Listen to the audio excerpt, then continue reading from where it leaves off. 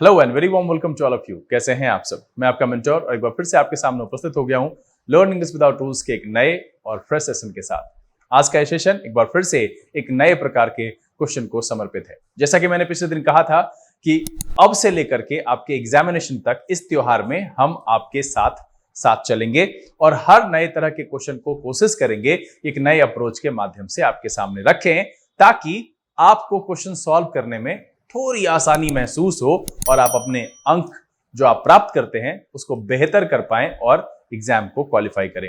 इसी श्रृंखला में पिछले दिन मैंने आपके सामने क्लोज टेस्ट रखा और उसके एक नए अप्रोच को आपके सामने रखा कि अगर आप चाहें तो उसे स्प्लिट करके सिंगल, डबल और मल्टीपल फिलर में चेंज करके आसानी से सिलेक्टिव होते हुए, कम गलती करते हुए 2, 4, 5 अंक तो निकाल ही सकते हैं। और अगर आप बेहतर प्रैक्टिस करें तो बिल्कुल आप क्लोज टेस्ट में भी मैक्सिमम क्वेश्चन का सही आंसर कर सकते हैं। उसी श्रृंखला में आज एक नए प्रकार के प्रश्न के साथ आपके सामने उपस्थित हुआ हूं, जो बिरले ही किसी बच्चे को बहुत पसंद होता है सॉल्व करना। जी हां, मैं बात कर रहा हूं सेंटेंस अरेंजमेंट की। यह एक ऐसा क्वेश्चन है जहां पर बच्चे इससे साइड निकलने की कोशिश करते हैं। बहुत कम बच्चे हैं जो पूरी तरह से कॉन्फिडेंट होकर के इसे सॉल्व करते हैं, और अगर जो मैक्सिमम बच्चे हैं वो सॉल्व करते हैं पहला, आखिरी, दूसरा, इस चक्कर में फंसकर 1 या 2 करके निकल लेते हैं।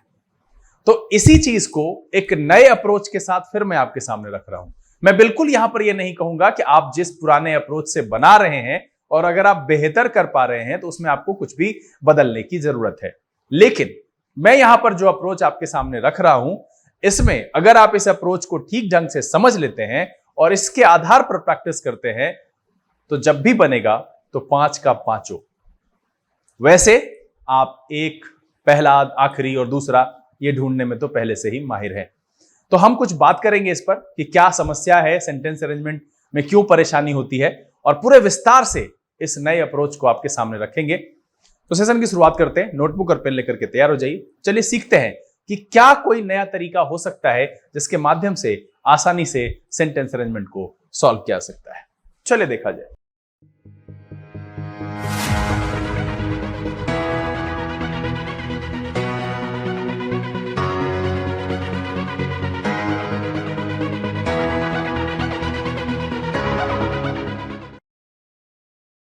आइए हम आज के सेशन की शुरुआत करते हैं और आपके सामने सारी बारीकियों को जो सेंटेंस अरेंजमेंट से रिलेटेड है एक एक करके आपके सामने रखते हैं। आप वीडियो में शुरू से अंत तक बने रहिए। यह सेशन कहीं ना कहीं मैं दावे के साथ कह सकता हूं कि आपके लिए बहुत ही फायदेमंद साबित होने वाला है, और आप जो सेंटेंस अरेंजमेंट को सॉल्व करने का अप्रोच लेते हैं उसमें बहुत कुछ जोड़ने वाला है, साथ ही सेंटेंस अरेंजमेंट को आपके लिए आसान करने वाला है।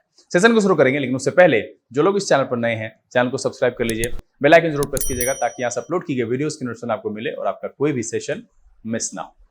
चलिए आपके सामने हम आज का क्वेश्चन रखते हैं और स्वागत है। सेंटेंस अरेंजमेंट कहीं ना कहीं इसी ढाई चाल जैसा लगता है कि आखिरकार इसे कैसे सॉल्व करें, क्या करें। बहुत सारी परेशानी मन में होती है कि आखिरकार कैसे हम इसको सॉल्व करें। देखिए, सेंटेंस अरेंजमेंट में सबसे बड़ी जो दुविधा है वो है नंबर ऑफ सेंटेंसेस। क्या है? सबसे बड़ी परेशानी है वो है नंबर ऑफ सेंटेंसेस। मैं आपको एक बात ध्यान दिलाना चाहूंगा यहां पर, जो सबसे बड़ी समस्या है वो यही है, नंबर ऑफ सेंटेंसेस। इंग्लिश दूसरे नंबर पर आता है क्योंकि PQRS वाले सेंटेंसेस को बहुत सारे बच्चे जो SSC की तैयारी करते हैं, साथ में बैंकिंग की तैयारी करने वाले लोग भी वहीं से इनिशिएट करते हैं सॉल्व करना। तो PQRS वाले को आप कई बार ऑप्शन के आधार पर या कई बार आसानी से, मैं तुलनात्मक आधार पर कह रहा हूं कि जब आप बैंकिंग एग्जामिनेशन की तैयारी करते हैं और वहां पर जो सेंटेंस अरेंजमेंट आपको दिया जाता है उस आधार पर नंबर ऑफ सेंटेंसेस जो है इस तरह के सवाल की सबसे बड़ी समस्या होती है। तो क्या किया जा सकता है? तो मैंने जैसा पहले कहा है कि हम क्या करेंगे, ये कोशिश करेंगे जैसा नॉर्मल चलता है। और एक और चीज समझ लीजिए कि सेंटेंस अरेंजमेंट के मामले में पहले जो कोई भी पैराग्राफ होता है तो एक होता है हेडर, एक होता है फुटर और एक होती है बॉडी, किसी भी पैराग्राफ का इस तरीके से। तो पुराने समय में यह परंपरा थी कि ये यहां से आपका सेंटेंस अरेंजमेंट का क्वेश्चन बनाया जाता था। जी हां, जिसमें क्या होता था कि टॉपिक की शुरुआत, उसका परिचय, और धीरे धीरे फिर उसका एक्सप्लेनेशन और जिस मुद्दे की तरफ जा रहा है, पॉजिटिव नेगेटिव, तो ये कहीं ना कहीं आपको एक फ्लो में दिखता था और आज की तुलना में वो उस तरह के सेंटेंस अरेंजमेंट को सॉल्व करना आसान होता था। लेकिन अब आपका सवाल न यहां से जनरेट होता है, न यहां से जनरेट होता है, यहां से होता है। तो इसीलिए कभी भी सरप्राइज होने की जरूरत नहीं है कि अगर कोई सेंटेंस अरेंजमेंट किसी एक ऐसे अननोन फ्रेज से शुरू हो जाए, प्रीपोजिशन से शुरू हो जाए, तो इसमें आपको परेशान होने की जरूरत नहीं है। ये आपको आइडिया लगाना है कि जो दिया गया सेंटेंस है उसमें सबसे शुरुआती सेंटेंस कौन सा है। तो यहां पर इस बात को तो जहन से निकाल दीजिए कि पहला टॉपिक को एस्टैब्लिश करने वाला होगा, ठीक है, वो नाउन से शुरू होगा, अगला जो होगा उसमें प्रोनाउन होगा। ये सारी चीजें भी काम करती है, लेकिन अमूमन आपको अपनी सूझबूझ के साथ चलना पड़ेगा। और लगभग जगह पर जब आप बैंकिंग के मेन एग्जामिनेशन की बात करते हैं और वहां सेंटेंस अरेंजमेंट दिया गया है तो लेवल कुछ अलग ही होता है। अब देखिए नंबर ऑफ सेंटेंसेस में क्या है कि मान लीजिए आपके पास 6 सेंटेंसेस हैं, ए से लेकर के एफ तक। आपका अप्रोच क्या है कि पहला सेंटेंस ढूंढने के लिए आप उसे 6 पढ़ेंगे, 6 टाइम, यानी एक एक बार पढ़ेंगे और उसमें आपको पहला सेंटेंस मिलेगा। दूसरा सेंटेंस ढूंढने के लिए आप फिर 5 सेंटेंस को पढ़ेंगे। तीसरा सेंटेंस ढूंढने के लिए फिर आप 4 पढ़ेंगे, ठीक है, 3, 2 और जो लास्ट में बचेगा वो आप जोड़िए। 6, 5, 11, 4, 15, 3, 18, 2, 20। अगर आप किसी एक पैराग्राफ को 20 टाइम्स पढ़ रहे हैं तो आप समझिए कि एग्जामिनेशन के पॉइंट ऑफ व्यू से ये कितना लेंदी प्रोसेस है और कितना समय लगेगा। तो एक तो आपको समय की किल्लत होती है वहां पर, साथ में सॉल्व भी करना होता है और आपके पास बिल्कुल इतना समय नहीं होता है कि आप कहीं पर 4 या 5 मिनट बर्बाद करें और एक भी सवाल ना बना पाए। इसलिए बच्चे डरते भी हैं, रीडिंग कॉम्प्रिहेंशन करने से डरते हैं और सेंटेंस अरेंजमेंट करने से डरते हैं। लेकिन मैं आपको यह बताऊं कि ये दोनों अगर आप करते हैं तो आप अच्छा अंक ला सकते हैं। आपको कभी भी जो सेक्शनल होता है और क्वालिफाई के लिए जो क्वालिफिकेशन के लिए जो मार्क्स होता है उसमें कभी भी कमी महसूस नहीं होगी। तो बेहतर है कि आप प्रैक्टिस करें। RC, sentence arrangement, cloze test से कुछ चुरा लिया, एरर तो है ही। हो सकता है कि आप ग्रामर के उस टॉपिक को ना समझ पा रहे हो जहां से एरर पूछा गया है। कभी कभी ये धोखा भी दे जाता है, कभी कभी 5 का 5 भी रह जाता है। तो बेहतर है कि जो अंडरस्टैंडिंग हम कर सकते हैं बेहतर वो करेंगे। तो यहां पर देखिए, तो इससे बचने के लिए हमको पढ़ना बंद करना पड़ेगा।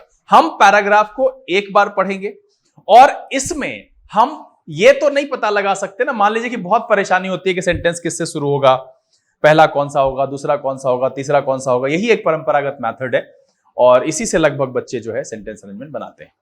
लेकिन अगर मान लीजिए कि आपको यह पता नहीं चल रहा है कि टॉपिक किस सेंटेंस से शुरू होगा, लेकिन अगर आप लंबे समय से न्यूज़पेपर पढ़ रहे हैं, थोड़ी बहुत इंग्लिश की समझ है, तो इतना जरूर पता चलता है कि किस सेंटेंस के बाद कौन सा आएगा।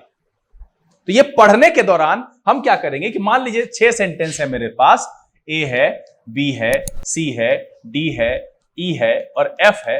तो इसमें से हम क्या करेंगे, इसका पेयर बनाएंगे। मतलब हम ये पता लगाएंगे कि क्या पॉसिबिलिटीज है कि ए किसके पीछे या किसके पहले आ सकता है। पढ़ने के दौरान उसमें जो की पॉइंट्स होगा हम उसको अंडरलाइन करेंगे, उसको समझते हुए जो उसका अगला स्टेटमेंट होगा इस आधार पर हम पेयर बनाएंगे।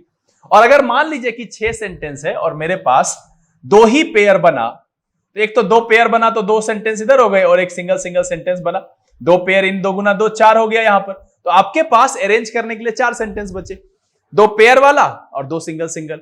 या अगर 3 के तीनों पेयर आप बना लिए तो आपके पास बचे 3 सेंटेंस। उसमें यह ढूंढना है कि सबसे बेहतर स्टार्टर कौन सा है, बॉडी पार्ट कौन सा है, फुटर कौन सा है। यह आसान होगा एक एक करके सेंटेंस ढूंढने से। अब कहेगा सर ये आप अचानक से एग्जामिनेशन के टाइम पर ये कह रहे हो प्रोसेस बदलने के लिए। मैं आपको जो बनाने का आपका तरीका है जिससे आप अभ्यस्त हैं और बना ले रहे हैं, तो मैं उसको बदलने की कोशिश नहीं कर रहा हूं यहां पर। मैं एक अलग तरीके का अप्रोच कि अगर आपको परेशानी हो रही है तब आप ऐसा कर सकते हैं, इसको आजमा सकते हैं।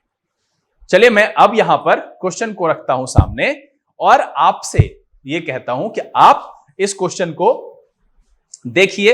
यहां पर जो सेंटेंस है इसमें आप देख लो कि यहां जो है एक सेंटेंस, यहां 2, यहां तीसरा, यहां चौथा, यहां 5वां और यहां 6ठा। इस 6 सेंटेंस को आप यहां पर देखो। मैं यहां साइड हट गया हूं, आप वीडियो को पॉज कर लो, 3 मिनट का समय ले लो, आप इसको पहले खुद से बनाओ। और मैंने क्या कहा कि आप जिस तरीके से बनाते हो, पहला दूसरा तीसरा ढूंढते हो, वो भी कर लो। और जो मैंने कहा है वो मैं अभी समझाऊंगा इसके बाद कि कैसे हम पेयर कर सकते हैं, कैसे की पॉइंट्स को ध्यान में रख सकते हैं। तो उसको देखते हुए हम आपको बताते हैं कि कैसे इसको सॉल्व किया जा सकता है। लेकिन उससे पहले हम यही चाहेंगे कि आप इसको एक बार ट्राई कीजिए। बहुत ही आसान है, कहीं से भी टफ नहीं है, बहुत आसान भाषा वाला यहां पर पैसेज है। इससे काफी लंबा लंबा आएगा, तो आपको घबराना नहीं है। मैंने क्या कहा कि आप भले ये पता ना कर पाओ कि ए पहला है कि बी पहला है कि सी पहला है, लेकिन ये जरूर कम से कम आप पढ़ने के दौरान, अगर आप रेगुलर पढ़ रहे हैं तो ये सूझबूझ आप में आ गई होगी कि ये किसके पीछे हो सकता है, या इसके पीछे कोई सेंटेंस आएगा तो कौन सा हो सकता है। ठीक है, तो हम मैं यहां पर सामने हट जाता हूं, आप इसको बनाओ, वीडियो पॉज कर लो। चलो, उम्मीद करते हैं कि आपने बना लिया होगा। अब यहां पर हम क्या करेंगे कि इसको पढ़ेंगे एक बार, ठीक है, और हम जो इसका की पॉइंट्स है उसको ध्यान में देंगे। क्या कह रहा है? पहला कह रहा है the gender ratio is more balanced. ठीक है, किसकी बात कर रहा है? जेंडर रेशियो की। ठीक, इन the south the fertility rate is lower. अब देखिए यहां पर फर्टिलिटी रेट की बात कर रहा है ना? किसकी बात कर रहा है? फर्टिलिटी रेट की। कह रहा है and the region has been more successful in eliminating untouchability. ठीक है, छुआछूत वाली जो बात है उसकी बात यहां पर कह रहा है। कह रहा है कि बियॉन्ड इकोनॉमिक ग्रोथ, ये तो पहला नंबर है, हमने पढ़ लिया। 3 बात मुझे यहां पर समझ में आई। सबसे पहले क्या बात समझ में आई कि हमें एक बात समझ में आ रही है, वो आ रही है क्या? तो ये जेंडर रेशियो वाली पहली बात यहां पर आई। दूसरा आ रहा है फर्टिलिटी रेट वाली, तीसरा आ रहा है अनटचेबिलिटी वाली। ठीक है, अब कह रहा है कि beyond economic growth the state have also undergone social progress. अब जब बात सोशल प्रोग्रेस की हो रही है तो ये सारे ऊपर जो मुद्दे लिखे हुए हैं ये सारे के सारे कहीं ना कहीं सोशल प्रोग्रेस वाले ही हैं, है ना? सोशल प्रोग्रेस है। The status of women, women के लिए आ गया कौन सा? फर्टिलिटी रेट की बात कर रहे हैं। ठीक है, जेंडर रेशियो का मतलब है सोशल प्रोसेस। दलित्स टुडे, तो ये अनटचेबिलिटी की बात आ रही है। ठीक है, तो अब क्या कह रहा है कि अगर हम इसको रखें इसके नीचे, क्या कह रहा है कि beyond economic growth the state have also undergone social progress as the status of women and Dalits today is better in the region the gender ratio is more balanced in the south the fertility rate is lower and the region has been more successful in eliminating untouchability. तो हमको यहां पर सीधा सीधा स्पष्ट दिख रहा है कि मेरा जो है बी के बाद ए आएगा। ये पहला पेयर मेरा यहां पर बन गया, स्पष्ट दिख रहा है। हमने आपको पॉइंट दिखाया है, यहां पर औरत की चर्चा है, फर्टिलिटी रेट की चर्चा है, सोशल प्रोग्रेस है यानी कि जेंडर रेशियो की बात है, और दलित्स की बात है तो अनटचेबिलिटी की बात है, और बियॉन्ड इकोनॉमिक ग्रोथ की बात है। तो अब और कोई भी होगा इकोनॉमिक ग्रोथ के बारे में बात करेंगे तो करेगा उस पर। ठीक है, अब यहां पर हम देखते हैं कि पहले तो यहां पर मेरा एक पेयर बन गया, तो अब हमको इसको और इसको दोबारा, इसको और इसको दोबारा नहीं पढ़ना है। ठीक है, चलिए तीसरा क्या कह रहा है? सी नंबर कह रहा है the southern states of India present a unique model of development. क्या है? A unique model of development की बात कर रहे हैं। सदर्न स्टेट्स, यहां पर गौर कीजिएगा, स्टेट्स।